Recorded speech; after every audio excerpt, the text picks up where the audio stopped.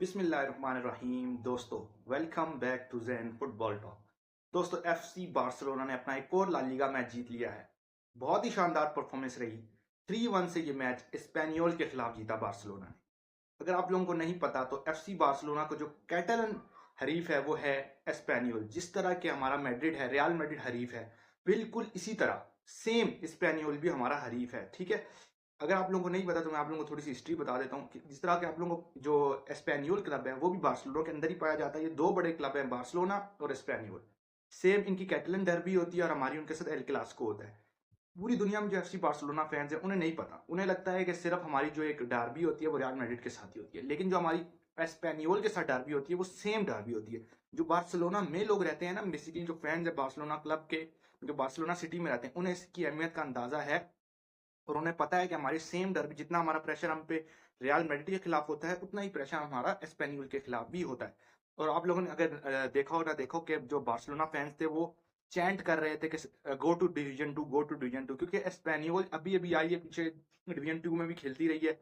तो उनको काफी उनको चैंट्स लग रहे थे कि गो टू डिवीजन टू। इनकी काफी टाइट राइवलरी है। एज अ बार्सिलोना फैन जैसे हम लोग हैं, हम क्योंकि एज अ सिटी में नहीं रहते तो हमें उस तरह का नहीं पता कि ये जो कैटलन डर्बी है कितनी हाइप क्रिएट करती है दोस्तों।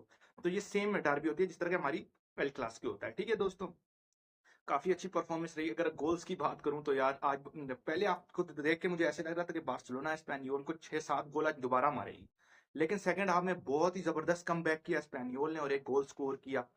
पहला गोल जो है वो मारा डैनी ओल्मो ने, बड़ा ही खूबसूरत पास दिया। लमीने यमाल ने बहुत ही ट्रिविया मार के बहुत ही खूबसूरत पास दिया और डैनी ओल्मो ने इजी टच मार के गोल स्कोर किया।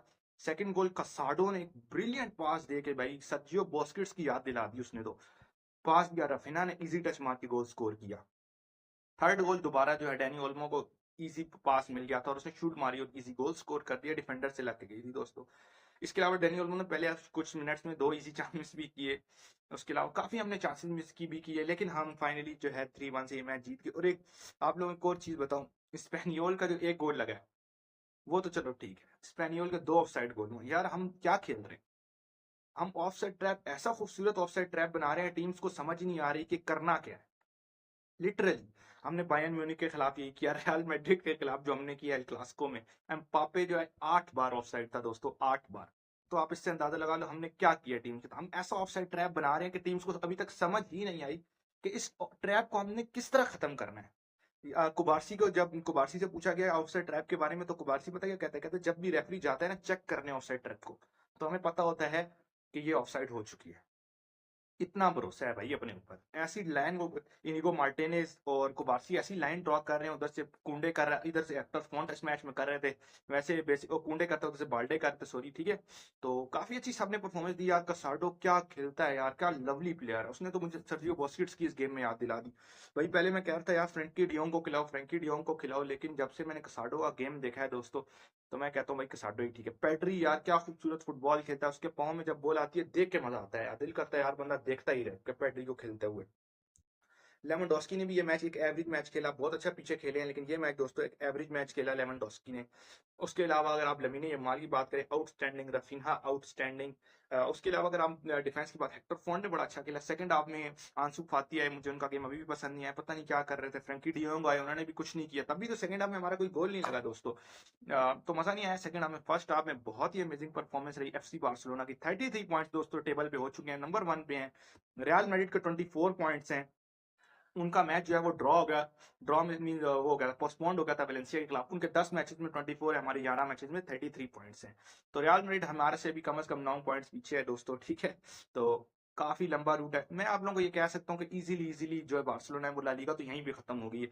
कई लोग कह रहे हैं नहीं यार अभी तो पूरा सीजन पड़ा हुआ है, लेकिन नहीं यार, जब एक बार बड़ी टीम आगे चली जाए ना, बड़ी टीम एक बार चली जाए अगर ऊपर, इतने बड़े गैप में चली जाए, तो दोबारा बड़ी टीम वापस नहीं आती यार, ये हकीकत है। तो इजीली अब बार्सिलोना जो है यहाँ से ला लीगा जीतेगी। अब अगर बार्सिलोना को बीट करना है तो चैंपियंस लीग में सोचो। ला लीगा तो अब बार्सिलोना की हमारी है, चैंपियंस लीग ओ ला लीगा चैंपियंस लीग इंशाल्लाह हमारी है। ठीक है दोस्तों, तो बड़ा अच्छा गेम चल रहा है यार। पुराने दिन याद आ गए जब जावी, इनेस्टा, बुस्केट्स, मेसी, विला पीके पीछे खेलते थे, कार्लोस पोयल खेलते थे, सब मतलब पुराना दौर याद आ गया। पीछे हमारा बड़ा रफ एक एरा गुजरा है जिसमें कॉमन एरा आया, पता नहीं क्या क्या आया। ठीक है, किस सिटियंस एरा आया, तो उस दौर में हमारा मेसी हमारे लीव करके बड़ा मुश्किल दौर है एफसी बार्सिलोना पे। लेकिन हम फिर उठ गए हैं, हम फिर बहुत अच्छा फुटबॉल खेल रहे हैं और उम्मीद करते हैं हम इसी तरह एक अच्छा फुटबॉल खेलते हुए नजर आएंगे, सबको दिखाएंगे कि हम क्या खेल रहे हैं, चैंपियंस लीग में भी अच्छा खेलेंगे। एज अ प्लेयर बात करूं तो मुझे बड़ा पसंद आया, क्या नाम है, पीछे इनिको मार्टिनेज बहुत ही ज्यादा इंप्रूव कर गया दोस्तों हांसी फ्लिक के इस सेटअप ने। हांसी फ्लिक जो सेटअप बनाता है वो ये बना रहा है कि वो बॉल को कहता है कि मेरी बॉल आई, डिफेंस पे नहीं करनी भाई, आपने पासिंग आप मिड पे लेके जाओ, मिड से तेजी से आगे बॉल चलाओ, गोल स्कोर करो। वो कहता है मुझे गोल चाहिए। यार वो बंदा इतना टाइमिंग का क्लासिकल फुटबॉल खिलाता है, मुझे तो बहुत मजा आता है हांसी फ्लिक का गेम देख के।